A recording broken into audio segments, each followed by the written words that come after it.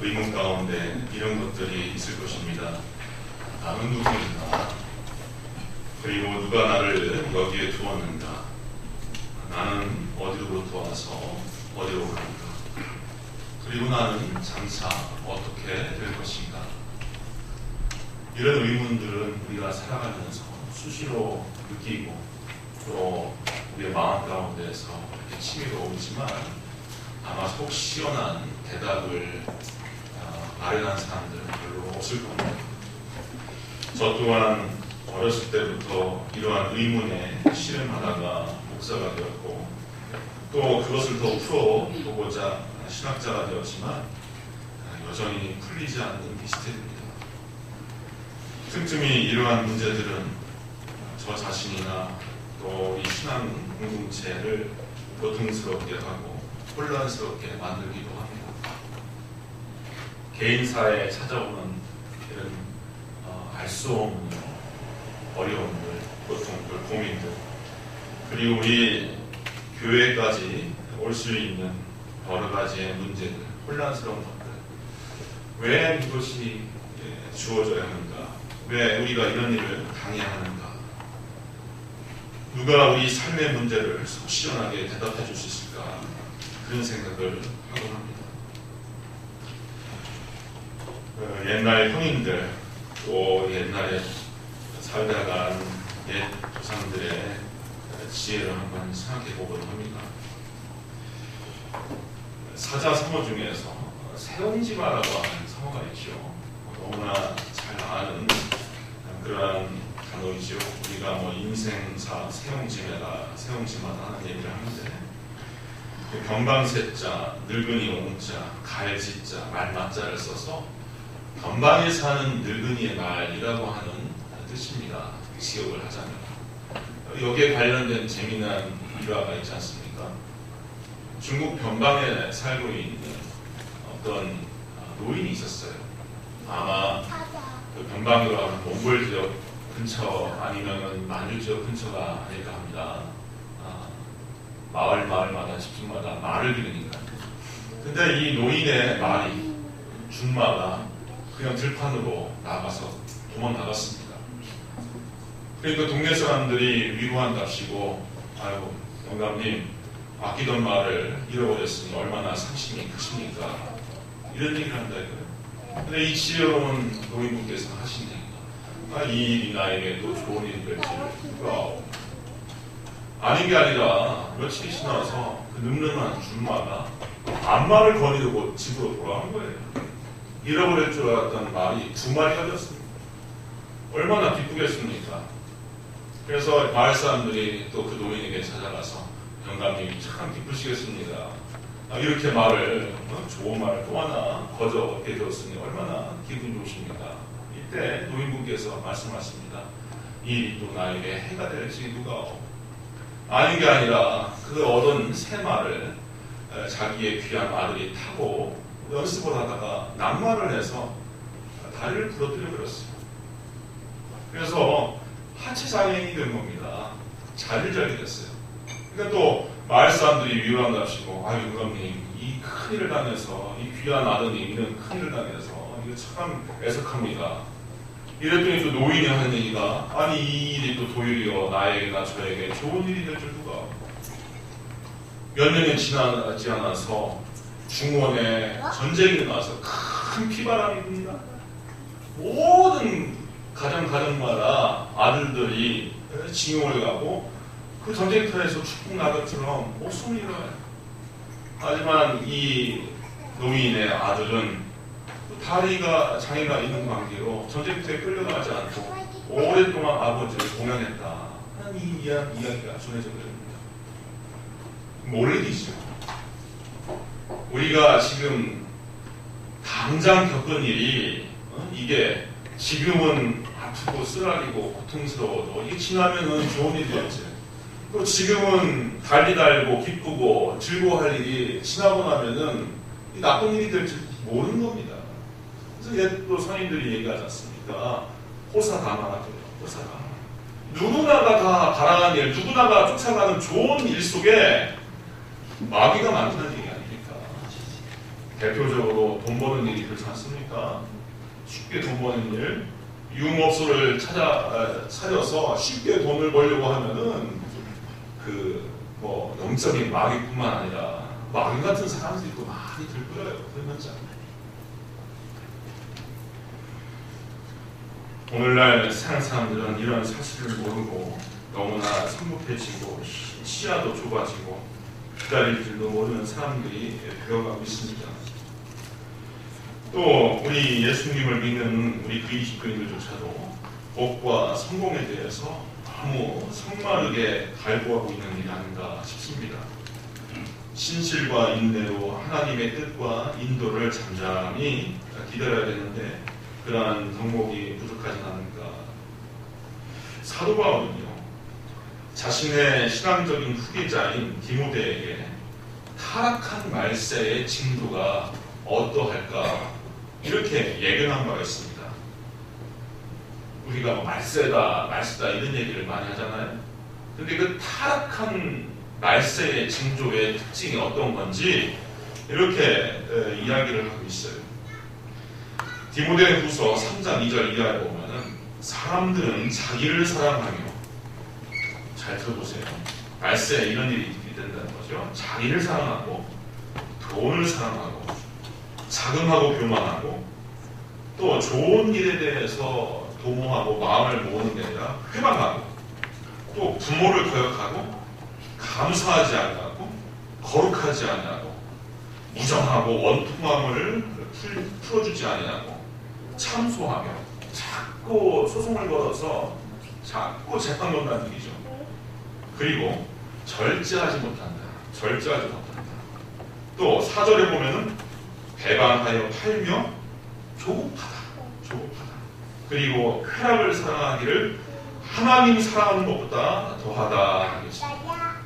이런 말세의 여러 모습 중에서 우리가 주목해 볼 문제가 절제를 못한다는 것과 사람들이 조급해진다라고 하는 거예요.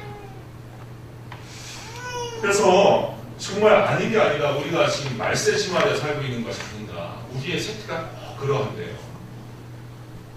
이러니까 우리 크리스찬들도 때때로 하나님의 기나긴 섭리를 의식하지 못하고 바로 코앞에 닥친 일들만 의식하면서 조급해하고 그렇게 사납게 살아가고 있는 것이 아닌가 싶습니다. 사랑하는 우리 성도 여러분들, 우리는 하나님의 섭리를 깊이 알아야 됩니다. 하나님의 섭리. 섭리라고 하는 말을 사전에서 찾아보면은 병중에서 잘 조리한다라고 한 말도 섭리라고 합니다. 그리고 일을 대신해서 처리해주는 것도 섭리라고 해요. 그런데 사전을 보니까 기독교에서 세상의 모든 것을 다스려 나가는 신의 의지 또는 은혜를 두고서 섭리라고 한다. 이렇게 또 나와 있더라고요. 근데 이것은 하나님의 섭리에 대해서 충분히 가르쳐주지를 못합니다. 오랫동안 장로교 교리의 표준이 되어왔던 웨스트민스터 신앙고백 가운데는 섭리에 대해서 이렇게 설명해주고 있습니다. 만물의 위대한 창조자이신 하나님은 자기의 지혜와 권능과 의와 선과 자비의 영광을 찬양하기 위하여 틀림없는 예지와 자유롭고 변함이 없는 자신의 뜻의 계획에 따라서 가장 지혜롭고 거룩하신 섭리로서 가장 위대한 것에서부터 작은 것에 이르기까지 모든 피조물과 행동과 물질을 보호하시고 지도하시고 처분하시고 통치하신다. 그래서 하나님을 믿는다 하는 것은 다른 말로 하나님의 섭리를 믿는다라고 한 말과 100% 일치하는 말입니다. 우리의 신앙이라고 하는 것이 어디에서 인정되고 증명되냐면은 내 면전 앞에서 펼쳐지는 많은 일들이 우연적이고 우발적인 것이 아니라 여기에는 하나님의 깊으신 해안과 통솔이 있다 하는 것을 인정해 드리는 신앙이 이것이 곧 크리스찬이 마땅히 품어야 할 신앙인 겁니다. 과학자들은 자연 질서에 의한 인과론만 주장할 수 있습니다. 앞선 어떠한 사물의 물리적인 일들, 화학적인 일들이 이렇게 결과를 내었고 그런 것이 이렇게 결과를 내었고 그래서 이 뭐 생리학자라든지 뇌과학자 같은 것들은 인간이 품은 원대 하나도 고매한 생각, 사상, 철학, 시상 이런 것들도 우리 머릿속에서 분비되는 생화학적인 작용의 결과라고만 얘기하잖아요. 그게 답니다. 이런 사람들은 하나님의 섭리를 인정해 줄 수가 없죠. 또 세상의 인본주의자들은 이 시간의 흐름에 따라서 발생되는 물리적인 일들, 우주적인 사건들, 자연에 발생되는 뭐 천재지변이라든지 이런 것들 또 인간에게 펼쳐지는 다양한 사건과 어떤 사태들 이런 것들이 그냥 뭐 이렇게 살다 보니까 또 있어지는 일들이다. 우연적으로 있는 것이고 우발적으로 나타나는 일들이다. 그리고 그 안에는 목적이 없다. 그냥 발생되는 일이다. 목적이 없다. 그러니까 어떤 사람이 나쁜 일을 당하면은 그 사람 재수 없이 대통당하는 거고 그냥 살다 보니까 목적 없이 맹목적으로 당하는 거고 거기에는 다른 뭐 의미가 있는 건 아니다. 이렇게 세상 철학자들은 얘기합니다. 불가지론자들은 모르리다. 근데 우리 예수님을 믿는 사람들은 결단코 이런 식의 사고를 가지는 않습니다. 이것은 무신론적인 사고예요. 무신론적인 사고. 하나님의 섭리라고 하는 것은 우리 주님 예수님께서 직접 가지신 삶의 또 세상에 관한 법칙이기도 합니다. 우리 예수님께서 직접 언급하시고 가르치셨어요. 모든 것이 하나님의 뜻 안에서 성취된다라고 우리 예수님은 분명히 산상수훈에서 말씀하셨습니다. 마태복음 10장 29절에 보면 참새 2마리가 한 아싸리를 동전 연잎에 팔리는 것이 아니냐. 그러나 너희 아버지께서 허락하지 아니하시면 그 하나도 땅에 떨어지지 아니하리라. 그 작은 미물, 보잘것없는 미물이 살고 나고 새끼를 치고 알에서 까고 이렇게 살아가는 것들, 이런 것들이 거저 있는 것, 괜히 있는 것, 그냥 우발적으로 있는 것이 아니라 하나님께서 허락하지를 않으면 땅에서 떨어지지 않는다. 분명히 예수님께서 말씀하셨죠. 사정이 이러하건대 참새 2마리보다 존귀하고 하나님의 형상으로 지음받은 우리가 겪는 일, 우리가 당한 일이 오죽하겠습니까? 하나님의 뜻이 아니면은 하늘을 나는 새 한 마리도 거저 떨어진 일이 없는데 하나님의 형상으로 지음받은 하나님의 거룩한 자녀인 우리가 겪는 일이 그게 우발적이고 맹목적으로 일어나는 일이겠는데 누가복음 12장 10절에 그래서 예수님께서 말씀하십니다.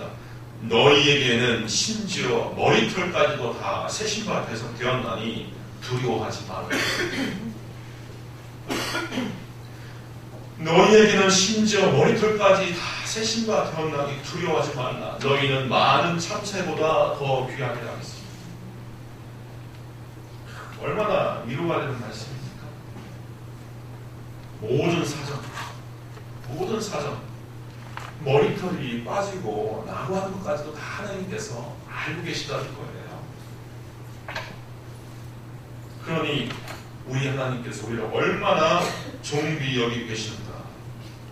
따라서 성도님들 개개인의 탄생과 성장 그리고 기나긴 인생길뿐만 아니라 때때로 주어지는 알 수 없는 고난마저도 하나님의 섭리에 의해서 진행되고 있음을 우리가 인정해 드려야 하는 겁니다. 잘합니다. 이게 안 되기도 해요. 왜 나에게 이런 고난이 와야 되는가? 내가 이런 슬픈 일을 왜 겪어야 되는가? 도대체 인정할 수 없다. 모르겠다. 하나님께서 살아계시면 이럴 수가 없다라고 하는 그런 부분까지도 하나님의 섭리에 의해서 진행되고 있다는 것을 믿고 인정해 드릴 수밖에 없는 것이 우리 크리스천이라고 하는 거예요. 우리 하나님은 빛도 지으시고 어둠도 지으셨고 악한 자도 악한 날에 쓰기 위해서 창조하셨다는 사실을 성경은 기록하고 있습니다. 내 옆에서 나를 힘들게 하는 사람, 내 배우자가 될 수도 있고요, 직장 상사가 될 수가 있고요, 직장 동료가 될 수 있고요. 정말 못했어요? 그렇게 못할 수가 없어요. 그래도 그게 우연적인 일이 아니라는 거예요. 심지어 하나님께서는 사탄까지도 부리셔서 우리를 치시거나 우리에게 징계를 허락하실 때 임시적으로 하나님께서는 사탄까지도 사용합니다. 잠언 16장 4절 이하에 보면 여호와께서 온갖 것을 그 쓰임에 적당하게 지으셨나니 악인도 악한 날에 적당하게 하셨느니라 했습니다. 온갖 것들을 그 쓰임에 그 목적을 위하여서 적당하게 지으셨다는 겁니다. 욥기 2장을 보면은 심지어 하나님의 사자들 앞에 그 총회 앞에서 사탄이 등장하고 있는 것을 봅니다. 욥기라고 하는 것은 대표적인 유대교의 지혜 문학서인데 유대인들의 놀라운 통찰이 보여요. 하나님의 그 총회 앞에서 사탄이 등장해서 욥이 하나님으로부터 받은 축복과 권세와 복이 많으니까 하나님 섬기는 거죠. 저는 반드시 하나님 어기고 대도할 겁니다. 그럼 네가 한번 쳐봐라. 간 목숨은 건드지 말라. 이렇게 대화하는 장면이 나오거든요. 그래서 우리는 때때로 이거 사탄이 방해한다, 사탄의 괴계다라고 얘기하는데 이것을 사탄의 힘과 능력을 인정하는 식으로 말을 하면 안 됩니다. 기독교는 선악 이원론의 종교가 아니에요. 선신과 악신을 가르치는 종교가 아닙니다. 이게 뭐냐면 대표적으로 옛날 페르시아, 이란에 있었던 종교인 조로아스트 종교라고 하는 거는 이 우주질서나 세상 만사가 선신과 악신 사이에 투쟁의 결과에 나타난다고 했어요. 그래서 선신이 역사하면은 우리가 북이 영화를 누리고 악신이 역사하면은 우리는 어려워지고 이런 식으로 얘기를 하는데 이거 아닙니다. 이런 식으로 우리 크리스천들이 생각하면 안 돼요. 모든 것이 다 하나님의 주권함에 달려있는 인간의 모든 생명과 복과 유익과 성공만 하나님의 뜻에서 비롯된 것이 아니라 생사화복. 우리가 가끔 그렇게 인간의 생사화복을 주관하신 하나님 이런 식으로 기도하지 않습니까? 생뿐만 아니라 복뿐만 아니라 화와 죽음까지도 하나님께서 주관하신다고 하는 고백 아닙니까? 근데 이것이 하나님의 성실하신 뜻으로 말미암았다는 사실이 우리가 꼭 믿어야 할 바입니다. 시편 119편 75절 이하에 보면은 시인은 이렇게 고백합니다. 여호와여, 내가 알거니와 주께서 나를 괴롭게 하심은 성실하심으로 말미암으니이다 했습니다.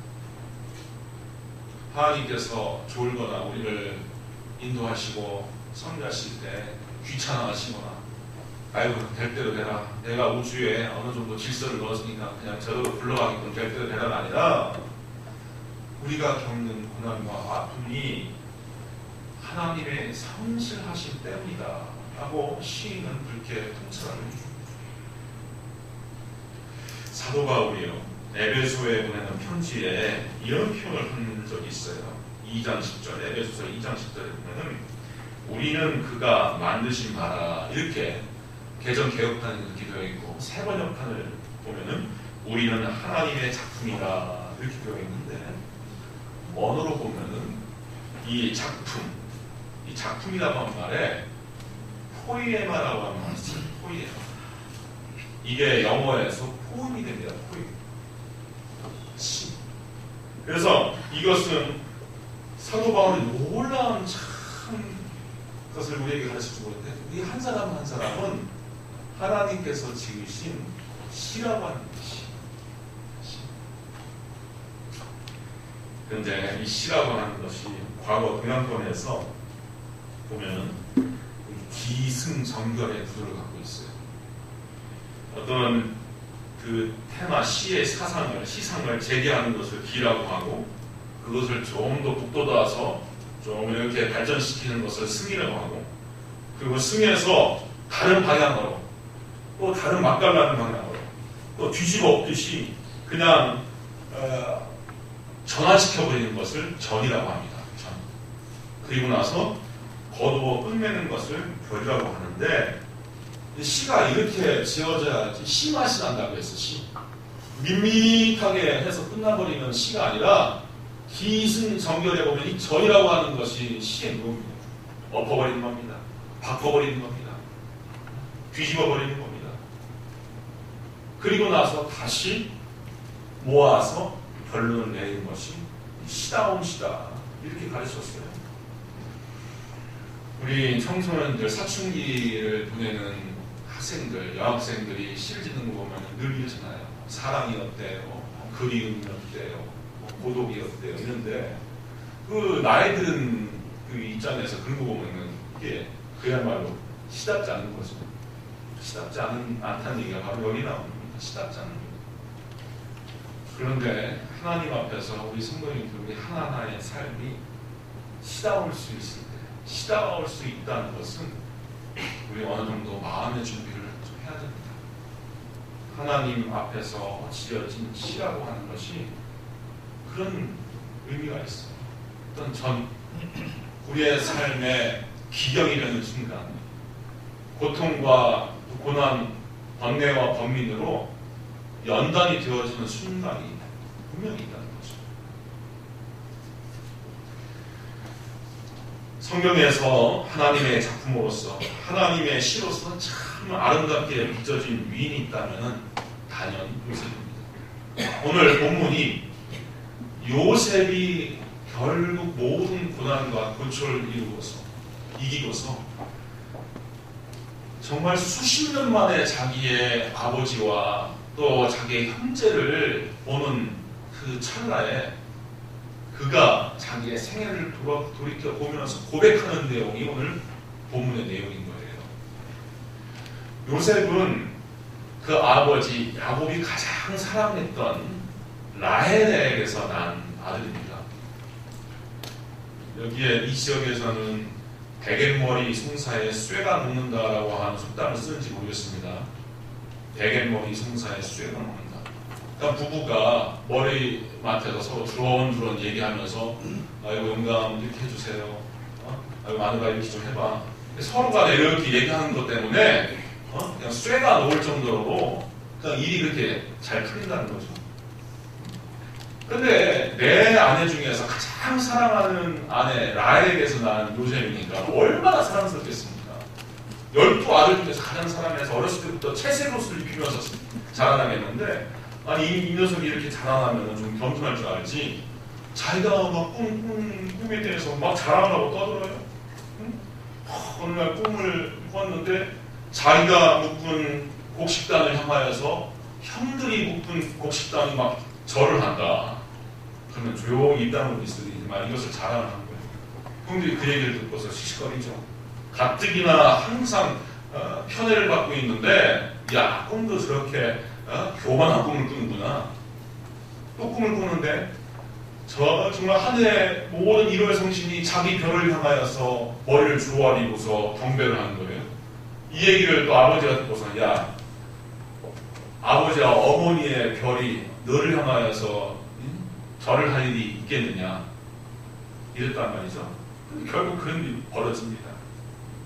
그런데 이 형제들이 참다 결국 이집트의 노예로 팔아버리지 않습니까?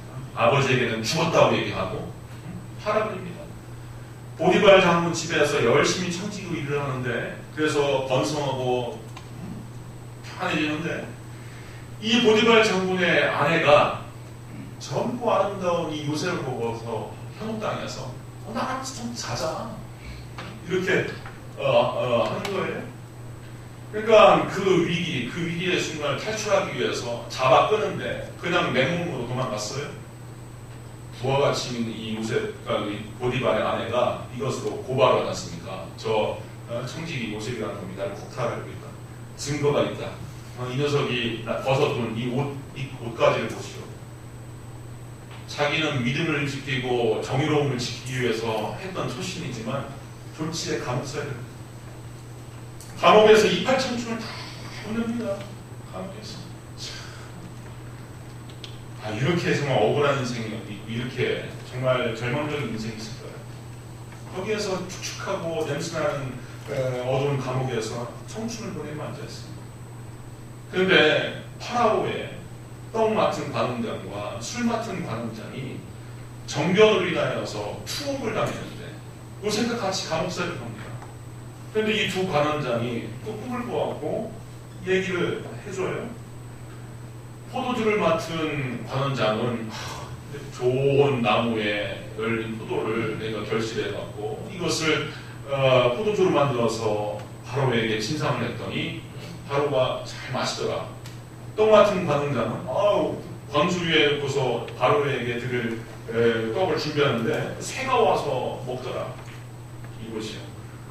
술 맡은 관원장 당신은 복습될 것이고 떡 맡은 관원장 당신은 나무에 들려서 새들이 파먹는 신세가 될 것이다. 딱 맞습니다. 그리고 나서 얼마 안 있다가 이 술 맡은 관원장은 복직이 되었는데 그때 요셉이 하소연을 하죠. 나으리 복직이 되면 나를 좀 기억하셔서 내 억울한 문제를 풀어주시고 여기에서 좀 나갈 수 있도록 해주세요. 근데 그런 일이 없었잖아요. 풀려나서 이제 희희낙낙하다가 이집트의 황제인 파로가 또 이상한 꿈을 꿨다 이거예요. 나일강에서 살찐 암소가 이렇게 등장을 하는데 7마리 암소예요. 그런데 또 나일강에서 비루먹은 파리한 암소가 등장하더니 먼저 있던 살찌고 통통한 그 암소들을 다 잡아삼키는 거예요. 이집트의 현자들과 술객들과 이집트의 모든 마술사들 불러서 야 이놈들 이거 해석해봐라 했더니 어느 사람도 해석을 못해요. 근데 이때 술 맡은 관원장이 내가 감옥에서 만났던 그 히브리인 그 청년 요셉 이 사람에게 한번 물어봐야 되겠다 해서 파라오 앞에 당도시킵니다. 요셉이 듣고서 이건 말입니다. 장차 7년 동안의 대통령이 될 텐데 그 이후에 또 7년 동안 대통령이 됩니다. 그러니 통령 기간 7년 동안에 곡식 5분의 1씩 저장을 해서 차후에 오게 될 7년 흉년을 대비하지 않으면 큰일 납니다. 창고를 짓고서 거기에 곡식을 쌓아두시길 바랍니다. 딱 이렇게 요셉이 얘기를 하니까 파라오가 감동을 합니다. 와, 이집트의 모든 현자와 모든 스승들과 모든 마술사들, 모든 전쟁이들도 알아차리지 못한 이 놀라운 이야기, 놀라운 비밀을 알았으니 네가 총리 대신이 돼서 네가 그 일을 해라 해서 한순간에 감옥에 초록되어 있는 빼지한 청년이 총리 대신이 됐다. 그런데 이집트에 멀지 않은 지역에 있는 이 가나안 땅에 있는 고향의 아버지와 형제들은 똑같은 7년 감옥을 지내고 있는 거예요. 그래서 곡식을 구걸하기 위해서 이제 이집트로 온 겁니다. 그런데 설마 요셉이 살아있을까? 어딘가에 종살이를 하고 있겠지. 전혀 자기 앞에 있는 총리 대신이 자기들이 팔아넘긴 요셉 동생이라고 하는 걸 모르고서 나으리 하면서 어쩔 줄 몰라 해요. 그 중에 그 가운데 여러 가지 재미난 사건이 있지만 나중에 내가 이몽룡이야 한 것처럼 춘향이 앞에서 내가 바로 요셉입니다 밝힙니다. 그때 형제들이 사시나무 떨듯이 덜덜 떨잖아요. 야, 이 요셉이 우리를 죽이면 어떡할까? 보복하면 어떡할까? 이때 이 순간에 요셉이 형제들에게 이야기한 대목이 바로 오늘 함께 읽은 바로 이 대목입니다. 제가 다시 읽어드릴게요. 그 형들이 또 친히 와서 요셉 앞에 엎드려 가로되 우리는 당신의 종이니이다. 요셉이 그들에게 19절부터 읽겠어요. 요셉이 그들에게 이르되 두려워 마소서 내가 하나님을 대신하리이까. 당신들은 나를 해하려 하였으나 하나님은 그것을 선으로 바꾸사 오늘과 같이 만민의 생명을 구원하게 하시려 하셨나니 당신들은 두려워하지 마소서. 내가 당신들과 당신들의 자녀를 기르리라 하고 그들을 강국한 말로 위로하였더라 했습니다. 또 45장 5절에도 당신들이 나를 이곳에 팔았다고 해서 근심하지 마소서, 한탄하지 마소서. 하나님이 생명을 구원하시려고 나를 당신들보다 먼저 보내셨나이다. 이렇게 고백하는 겁니다. 이렇게 하나님의 섭리를 인정하고 느꼈던 요셉에게는 참 생애 가운데 여러 유익이 있었습니다. 첫째는 인내할 수 있었어요. 인내. 그리고 두 번째, 겸손을 배웠습니다. 겸손. 자기가 잘나서 그 높은 지위에 오른 것이 아니라 하나님이 몰아가서 하나님께서 섭리하셔서 여기까지 왔구나 하는 것을 알 수가 있었기 때문에 모든 영광은 하나님께, 이러한 태도를 보일 수가 있었던 것이고, 또 셋째, 자기를 힘들게 하고 원수 노릇했던 그 형제들도 넉넉하게 용서할 수 있던 겁니다. 넉넉하게 용서할 수. 이것은 당신들의 작품이 아니야. 이것은 하나님께서 우리 일가들을 구원하시기 위해서 이렇게 처신하신 것이야 하면서 넉넉하게 용서할 수 있었던 겁니다. 사랑하는 성도 여러분, 우리가 하나님의 섭리를 깨닫고 있는 자는 이렇게 살 수 있는 겁니다. 실패했다고 낙심할 것 없고요, 성공했다고 요란 떨지 않을 수 있습니다. 시편 119편 5세는요, 고난 당하는 것이 내게 유익이라 이로 인하여 내가 주의 율례를 배우게 되었나이다 했습니다. 우리 인생의 길은 하나님께서 주고 계신다는 것을 알아야 됩니다. 우리의 인지 능력과 선택 능력을 넘어서는 것에 대해서 우리가 아무리 발버둥 쳐봤자 어떻게 할 수가 없습니다. 왜냐하면 세상살이는 우리 힘을 넘어서는 돌발적인 변수와 사건들이 우리를 기다리고 있기 때문입니다. 그런데 우리 크리스찬은 그 힘과 그 변수는 바로 하나님의 성실하심으로부터 마련됐다는 것을 인정해 드려야 됩니다. 고대 그리스 시인 호메로스도 이렇게 이야기를 한 바가 있습니다. 싸우는 것은 사람이 하지만 승리를 주는 것은 하늘이다. 그래서 잠언도요 21장에 보면 싸울 날들을 위하여 마병을 예비하거니와 승리는 여호와께 있느니라. 우리 옛말에도 소부 유군, 대부 유천이라고 하는 말이 있어요. 작은 부자는 인간의 근면으로 만들어질 수 있지만 큰 부자는 하늘이 된다는 거죠. 참 인생에 묘한 구석이 있어요. 어떻게 해보려고 해도 안 되는 게 있고요. 또 안 될 만한 것도 또 되는 게 있다 이거예요. 되는 게 있다. 크리스천들을 알고서 하나님께 기도하고 무릎을 꿇고 엎드려 될 필요가 있는 겁니다. 기도가 바로 이런 미스테리한 하나님의 섭리의 비밀과 인간이 만나는 자리가 기도의 자리입니다. 지난 세기에 록펠러만한 부자가 없었죠. 어떤 기자가 묻습니다. 당신은 어떻게 해서 엄청난 재물을 모을 수 있습니까? 그는 대답합니다. 나는 어머니로부터 기도하는 법을 배워서 가장 부자이신 하나님을 만났기 때문이다 라고 대답을 했습니다. 인생의 중요한 문제의 관건은, 또 열쇠는 하나님께서 주고 계신다. 그래서 기도하면서 하나님께서 이 열쇠를 넣어서 돌려주시옵소서, 하나님께서 빗장을 열어주시옵소서, 그렇게 기도해야 합니다. 요한계시록에 요한이 본 그 원대한 그 미스테리한 그 환상 가운데 이런 걸 봤어요. 다윗의 열쇠를 가지신 이 예수님을 말하는 거죠.